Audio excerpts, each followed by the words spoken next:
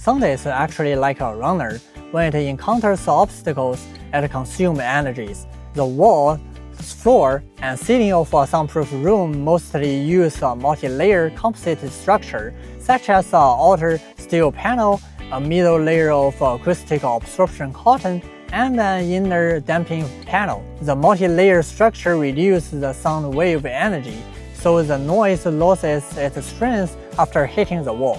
In addition, the floor of soundproof rooms is supported by elastic vibration isolation pad, just like installing a shock absorption under the floor.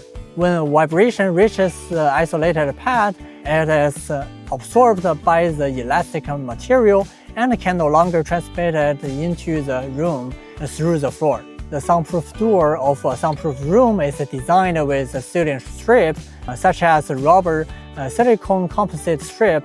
When the door is closed, the sealing strip fits tightly against the wall frame. Some doors use a stepped interlock structure, also known as acoustic lock, which also prevents sound leakage through gaps.